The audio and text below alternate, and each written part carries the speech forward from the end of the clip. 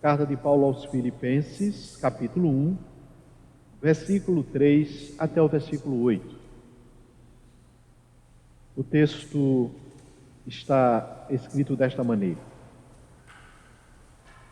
Dou graças ao meu Deus por tudo que recordo de vós, fazendo sempre com alegria súplica por todos vós em todas as minhas orações, pela vossa cooperação no Evangelho, desde o primeiro dia até agora.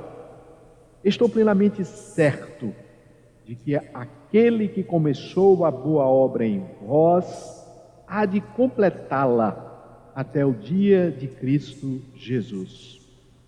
Aliás, é justo que eu assim pense de todos vós, porque vos trago no coração, seja nas minhas algemas, seja na defesa e confirmação do Evangelho, pois todos sois participantes da graça comigo, pois minha testemunha é Deus, da saudade que tenho de todos vós, na terna misericórdia de Cristo Jesus. Amém. Vamos orar ao Senhor? O Espírito Santo foi aquele que usou homens para escrever esse texto, nos inspirando para que nós pudéssemos ter o que nós conhecemos hoje como a Bíblia. Este mesmo Espírito Santo continua agindo, só que agora trazendo entendimento e clareza para nós, ou iluminando a nossa mente para nós entendermos o texto. E neste momento nós vamos orar, pedindo exatamente ao Espírito Santo que nos ajude nas nossas limitações, trazendo luz para nós, para que compreendamos o que está aqui escrito. Vamos orar. Deus Pai, nós estamos com a Tua Palavra diante de nós, que foi aberta e lida um pequeno texto. Nós precisamos de ouvir a Tua voz e queremos pedir então a Ti, ó Deus Espírito Santo, que nos ajude neste momento, nessa ministração, que tenhamos ouvidos atentos e que haja compreensão da nossa parte, que não seja apenas mais uma leitura, mais uma pregação, mas que seja um momento de comunhão íntima, no qual nós possamos ser alimentados por este texto, para honrarmos o Teu santo nome e para que também possamos, firmados em Cristo, nesta palavra, vivermos de modo digno o Evangelho, vivermos de modo digno como servos e servas dentro do nosso contexto atual. Então, em nome de Cristo, nós pedimos isto. Fala conosco, em nome de Jesus. Amém. Amém. Nós temos feito uma série de mensagens a partir deste livro, desta carta de Paulo aos Filipenses. Nesta carta nós vemos o apóstolo Paulo trazendo alguns ensinamentos para aqueles irmãos e também para nós. Já vimos o apóstolo Paulo nos convidando a viver nos dias de hoje em Cristo Jesus, alegres no Senhor. Sabemos dos benefícios de estar em Cristo, tudo aquilo que Ele conquistou pela vida, morte, foi atribuído a nós. E por causa disto, nós temos comunhão com Deus, e esta comunhão com Ele nos possibilita viver em nossos dias com a certeza, com a convicção, com a segurança de que o Senhor está cuidando de cada um de nós. E isto deve resultar na sua vida, no contentamento, na alegria e na disposição e força para enfrentar a vida, porque você sabe em quem crer e sabe que Ele está presente, atuando e agindo neste momento, em sua vida e na sua criação. No texto de hoje, nós temos o apóstolo Paulo fazendo um momento no qual ele agradece a Deus por aqueles irmãos e também ora por eles, faz uma oração por eles. E dentro deste momento muito pessoal, porque nós observamos essa carta, ela é bem pessoal, o apóstolo Paulo mostra, revela a sua afeição, o seu amor, o seu carinho em relação àquela igreja, a igreja de Filipos. Igreja fundada pelo apóstolo Paulo na segunda viagem missionária. Nós encontramos esse relato lá no capítulo 16 do livro de Atos, onde ali Deus usa o apóstolo Paulo juntamente com outros irmãos para pregar o evangelho e nasce a igreja de Filipos. E a partir dali nós temos uma igreja que anda com o apóstolo Paulo, que participa da vida do apóstolo Paulo nas suas atividades missionárias. Esta carta, por exemplo, ela é uma resposta do apóstolo Paulo a uma preocupação da igreja. O apóstolo Paulo estava preso em Roma, sendo julgado, havia a possibilidade de morrer, e aqueles irmãos de Filipos estavam angustiados, não tinham notícias do apóstolo Paulo. Manda um mensageiro, o Epafrodito, para ir ter com Paulo, para saber o que estava acontecendo e trazer notícias ou enviar notícias para eles. Além desta preocupação, o texto mostra que aqueles irmãos enviaram também uma oferta para o apóstolo Paulo, para o ajudar nas suas despesas, nas suas dificuldades ali em Roma. Isso nós vemos no final aqui no capítulo 4, o apóstolo Paulo louvando a Deus por essa disposição daquela igreja em o acompanhar, em estar com ele no seu ministério. E ele vai dizer que esses irmãos o ajudaram durante todo o ministério depois da fundação daquela igreja. Era uma igreja que de fato participava da vida do apóstolo Paulo. E aí, quando nós lemos o texto, dá para perceber exatamente como essa relação era bem próxima, porque Paulo nessa carta abre o seu coração em relação àquela igreja. E veja, volta comigo aí para o texto, no versículo 3 ele diz que dá graças a Deus por tudo quando recordo de vós. No 4 ele diz: fazendo sempre com alegria, súplica por todos vós, em todas as minhas orações. E aí o 5 ele vai dizer: pela vossa cooperação no Evangelho, desde o primeiro dia até agora. Então veja que esses irmãos de fato participavam da vida do apóstolo Paulo, do ministério do apóstolo Paulo. Mas eles já estão no passado, eles já não estão mais aqui, estamos nós aqui. O que é que nós podemos trazer desse texto para aplicar à sua vida, a mim e a você? Porque olhar para trás ou para os irmãos de Filipos é olhar para a história e ver como Deus agiu na vida deles. Mas hoje somos nós, a igreja. É você que é a igreja. Nós somos o povo de Deus hoje. O que é que nós podemos aprender com esse texto para nós aqui e agora? E eu quero destacar então o versículo 6. Eu acho que aqui nós temos algumas informações que podem ser aplicadas diretamente à minha vida e à sua vida. O apóstolo Paulo diz: estou plenamente certo de que aquele que começou a boa obra em vós há de completá-la até o dia de Cristo. E este versículo, queridos, ele pode ser aplicado à sua vida.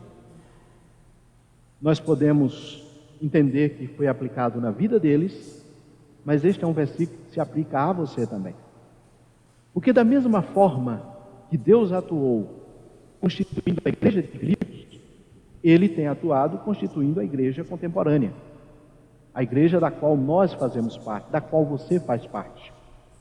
E esse texto nos dá uma informação que é preciosa. Informação, ou algumas informações. O texto começa dizendo que Paulo tem uma certeza. Qual é a certeza do apóstolo Paulo? E observa que quando ele diz que ele tem uma certeza, o próprio texto reforça a ideia da certeza. Vai dizer: eu estou plenamente certo. Então não há espaço para dúvida aqui. O que o apóstolo Paulo está dizendo: eu tenho convicção, minha convicção está firmada, eu sei o que estou dizendo e não há engano na minha fala. Eu tenho certeza absoluta de que aquele que começou a boa obra vai completá-la. Agora pensa em Deus fazendo a obra na tua vida. Para nós pensarmos acerca disto, no sentido de onde vem essa convicção do apóstolo Paulo, nós podemos, por aquilo que nós conhecemos do ser de Deus, através do que a palavra nos revela, a Bíblia nos mostra um Deus inteligente, um Deus que em dado momento ele planeja, e aí nós entramos naquilo que em teologia nós chamamos os eternos decretos de Deus. Deus ele projetou as coisas. As coisas não estão acontecendo por acaso. Nada no mundo de Deus é por acaso. As coisas estão acontecendo porque Deus as projetou. Então a sua vida, ela está acontecendo neste momento porque Deus projetou. E eu trago à sua memória um outro texto que faz parte desse conjunto de mensagens que nós temos trabalhado nos últimos dias, que é o Salmo 139. Especialmente aquela parte que diz que Deus te viu substância ainda informe no ventre da sua mãe. E dentro desses versículos, desse momento do texto onde Deus viu você substância ainda informe, é dito que Ele escreveu a tua história. Ele escreveu a tua história quando nada existia. Isto é, dentro dos eternos decretos de Deus. Então, o que está acontecendo com você hoje, aqui e agora, é parte do que foi escrito lá atrás. E aqui eu tenho o apóstolo Paulo resgatando essa ideia. Embora nós possamos ler o texto e não perceber esse resgate diretamente. Mas o que é que ele está dizendo? Vamos ver o texto de novo? Diz aí: estou plenamente certo de que aquele que começou a boa obra em vós há de completá-la. Olha só, ele começou, ele vai completar. E aí está exatamente os eternos decretos de Deus. Ele escreveu a tua história começo ao fim. E o que ele começou, ele vai concluir. Nós planejamos coisas e muitas vezes não a executamos. Para Deus essa possibilidade não existe. Deus está executando a sua vontade. Deus está fazendo acontecer o que Ele planejou. Mas o que foi que Deus começou na tua vida? Olhando na eternidade passada, nos eternos decretos, eu tenho Deus elegendo pessoas no meio de um mundo caído, de pessoas que mereciam a justa punição e ser encaminhado para o inferno para pagar pelos seus pecados, mas aí nós vemos o amor, a graça de Deus, sua misericórdia, escolhendo pessoas. Eleição, predestinação. E Deus então manda o Senhor Jesus Cristo para que Ele pague o preço pelo pecado destes, os seus, os meus, porque Ele nos escolheu, escreveu a nossa história e nos deu Jesus Cristo de presente, para que pudéssemos ter perdão para todos os nossos pecados. E aí o que aconteceu? No dia marcado por Deus, aconteceu algo na tua vida. E aí nós podemos denominar de novo nascimento, de conversão, o momento onde de fato você se percebe como um pecador e corre para os braços de Cristo. Então Deus atuou, começou a obra em você. Além disto, além deste momento que na minha vida e na tua vida já está no passado, Deus continua atuando agora. Ele continua atuando agora. E esse atuar agora é Deus desenvolvendo a tua vida no sentido de que você chegue aonde Ele quer que você vá. E aí nós estamos vivendo o que chamamos de santificação. Processo de santificação. Olha comigo aí nesse mesmo livro, no capítulo 2. Versículo 12 e 13 é um versículo para ser explorado com mais tempo. Mas veja comigo o que tem aí no versículo 12 e 13. Diz aí: assim, pois, amados meus, como sempre obedecestes, não só na minha presença, porém muito mais agora na minha ausência, olha o que ele diz: desenvolvei a vossa salvação com temor e tremor. Agora veja o contraste no 13. Porque Deus é quem efetua em vós tanto o querer como realizar segundo a sua boa vontade, segundo os seus eternos decretos. Aqui nós temos duas coisas interessantíssimas que nós encontramos ao estudar a palavra de Deus. Esse é um texto que fala do Deus soberano conduzindo a tua vida e realizando as coisas, conforme o versículo 13, Ele é quem efetua em você o querer e o realizar. E aí nós temos soberania de Deus, mas ao mesmo tempo no versículo 12, o texto chama você à sua responsabilidade. Então também nós temos responsabilidade dentro desse processo.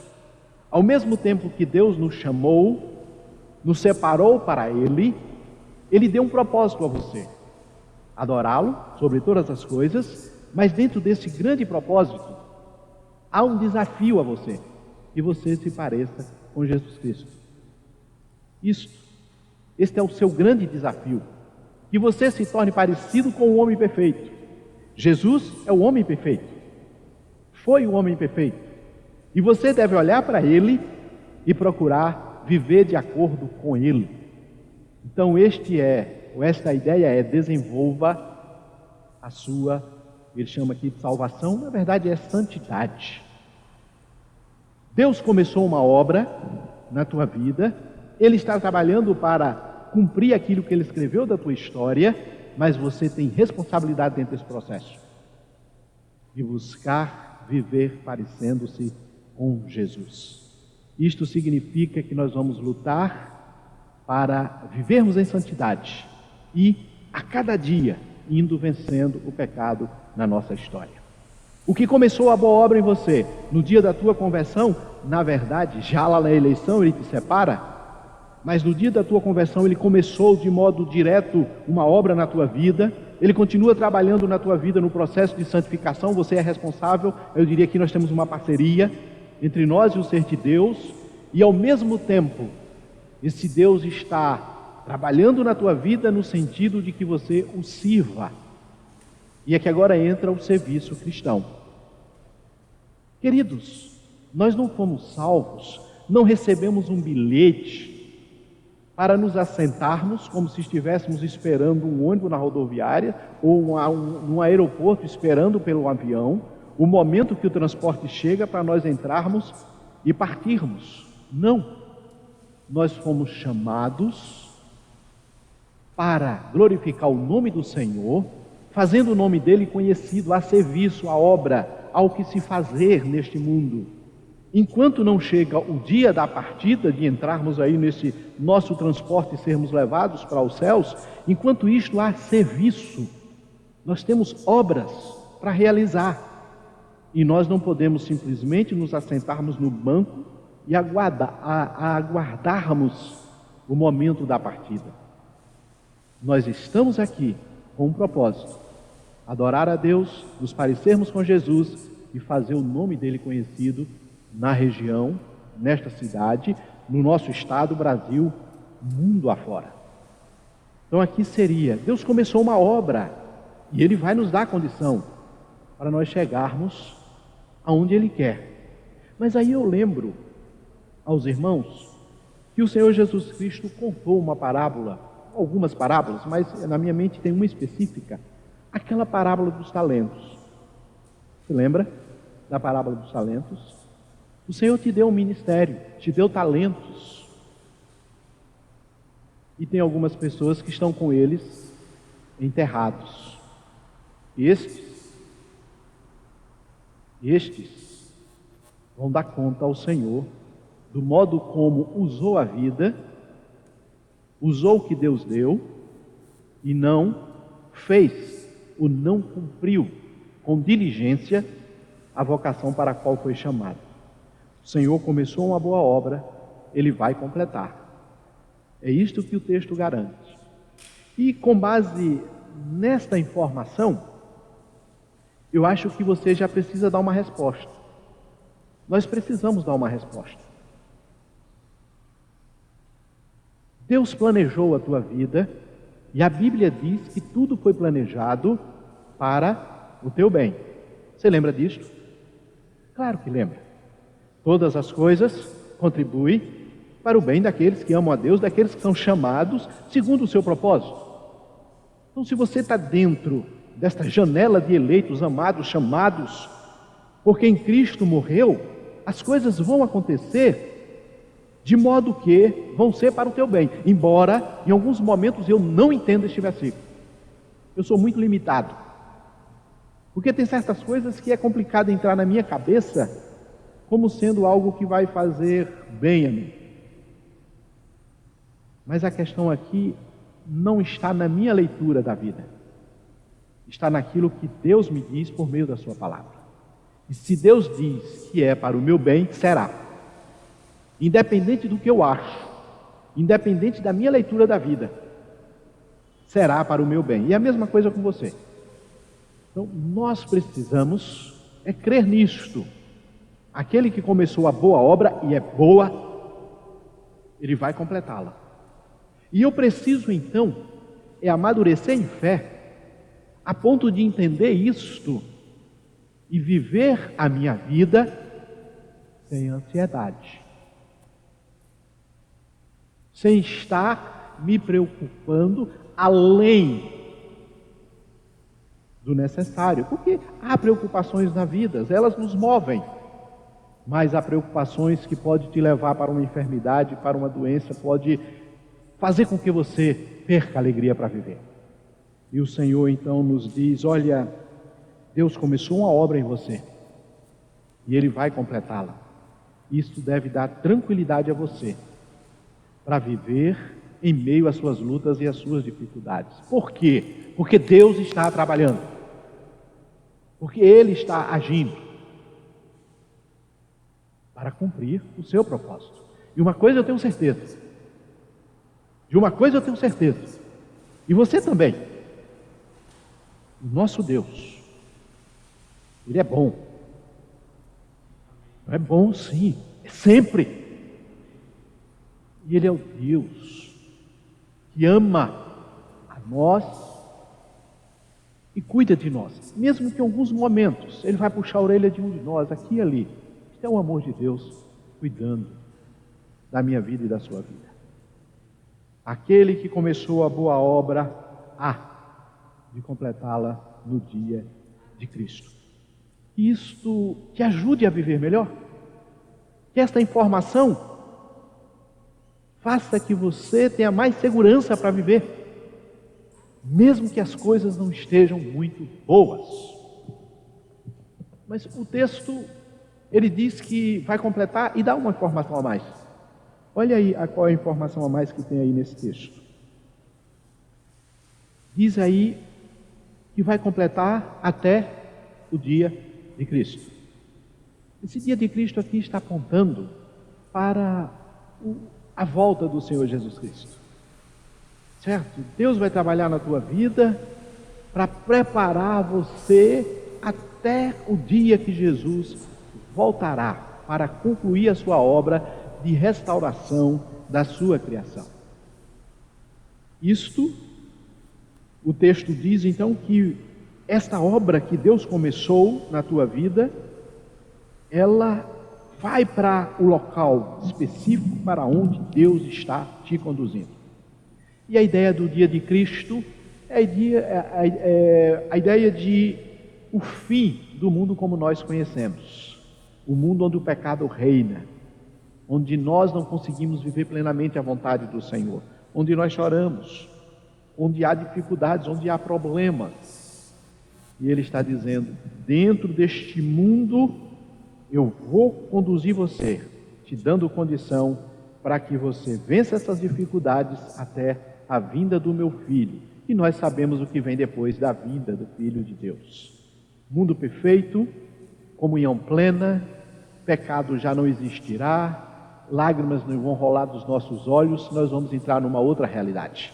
Mas o texto está garantindo para você, enquanto você estiver aqui neste mundo como Ele está, o Senhor estará cuidando de você e te conduzindo para a glória dEle.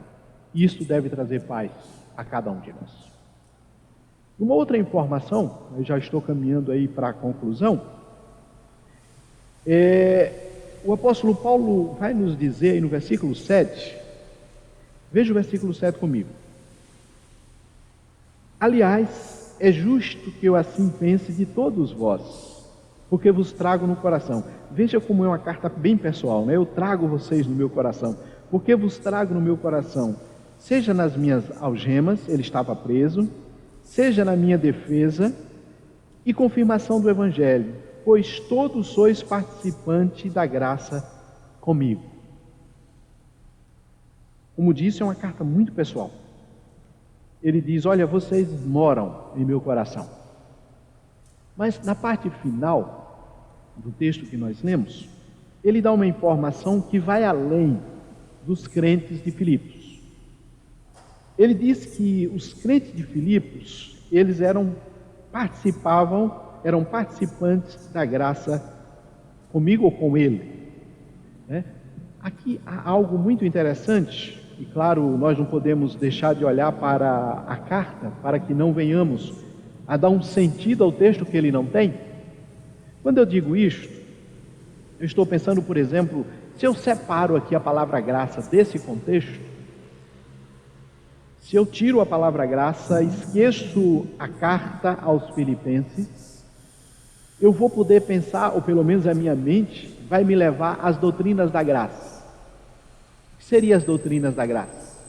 As doutrinas da graça está relacionado à eleição, à obra que Cristo realizou para perdoar teu pecado, está relacionada com a tua salvação, está relacionado com o Espírito Santo agindo na tua vida, está relacionado com Deus preparando você para morar nos céus com eles, no novo céu e na nova terra. Então as doutrinas da graça estariam relacionadas a isso, a Deus agindo, mostrando o seu amor, misericórdia para a salvação da sua criação, incluindo pessoas como eu e você.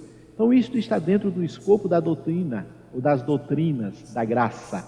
É Deus agindo na minha vida, na tua vida, o Espírito Santo presente em você, te dando suporte, condição para você viver, enfim, Deus agindo para restaurar a sua criação. Isto é graça de Deus se manifestando na minha vida, na sua vida e na criação. Mas dentro deste contexto, o que é que essa palavra significa? Ela tem sim essa ideia da graça, de Deus nos presenteando, nos abençoando com aquilo que nós não merecemos.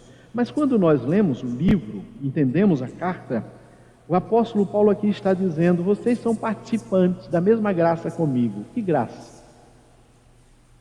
Aqui o apóstolo Paulo está dizendo, obrigado porque vocês caminham comigo no ministério que eu recebi do Senhor. Eu recebi de Deus a graça de pregar o Evangelho. Eu recebi de Deus o chamado para levar o Evangelho aos gentios e vocês estão comigo nisso. Vocês participam comigo. E aí, lendo a carta, isso fica muito evidente. O apóstolo Paulo recebeu o apoio dessa igreja para desenvolver o seu ministério. No versículo 5, observa aí no versículo 5, ele vai dizer isso aí bem claro. Olha, ele diz, pela vossa cooperação no Evangelho desde o primeiro dia até agora. Então você tem uma igreja que participa do ministério do apóstolo Paulo, e o apóstolo Paulo diz, vocês estão comigo, seja nas minhas cadeias, na minha prisão, na minha defesa, vocês estão presentes comigo. Com isso, aí eu diria, trazendo para a nossa realidade, nós vemos aqui uma igreja que de fato se envolveu com o ministério do apóstolo Paulo, dando suporte e condição para que ele pudesse desenvolver o seu ministério. E quando eu digo condição, eles ofertaram. O texto deixa claro, você lê o texto aqui, a carta, você vai ver o apóstolo Paulo agradecendo, vocês mandaram provisões para mim, não só uma vez. Era uma igreja que estava presente na vida do apóstolo Paulo. Nós somos essa igreja hoje. E você precisa estar presente na vida da sua igreja. Você precisa se envolver com o ministério. Você precisa, de fato, estar dentro desse ministério de um modo ativo. No caso do apóstolo Paulo, ele vai citar: aqueles irmãos me apoiaram. E aí apoiaram em oração e financeiramente apoiaram o apóstolo Paulo. Nós, queridos, fazemos parte desse corpo, igreja do Senhor, e se faz necessário que você ore por ele, que você contribua para o desenvolvimento desse ministério em termos de as suas ofertas, os seus dízimos, mas além disto, você precisa atuar na vida desta igreja para que o nome do Senhor seja proclamado nessa região e mundo afora.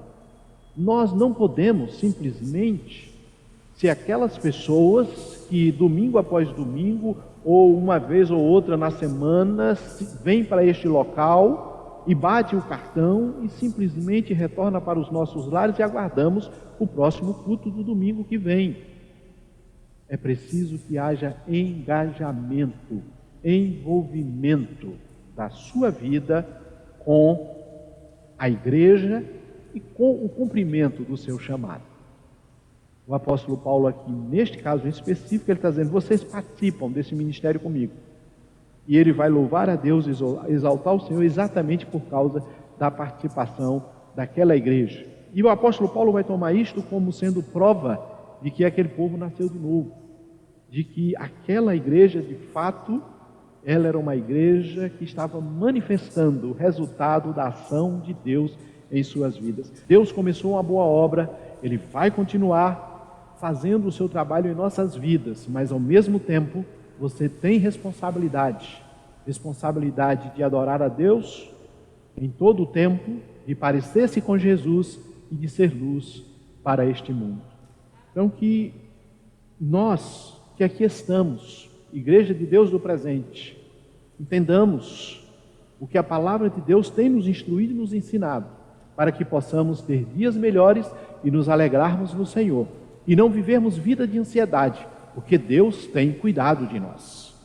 E com essa convicção de que Deus tem cuidado de nós, que nós possamos mostrar para o mundo em quem nós cremos, descansando no Senhor, no sentido de, diante das lutas e dificuldades, continuar confiando na providência do Senhor e, ao mesmo tempo, levando as pessoas, o Cristo que te deu a condição de que você tenha a sua casa edificada sobre Ele, o Cristo que te deu condição de que você esteja enraizado nele, e mostrar para as pessoas o que é Cristo na tua vida, para que elas também venham fazer parte desse povo que está em Cristo e que goza da presença de Deus, do cuidado de Deus, da misericórdia de Deus e da certeza de que Deus está presente cuidando de cada um de nós. Todas as coisas contribuem para o bem daqueles que amam a Deus. Nós possamos descansar e confiar no Senhor, sabendo que o que começou a boa obra vai terminar para a sua glória, em nome de Jesus, nosso Senhor. Amém.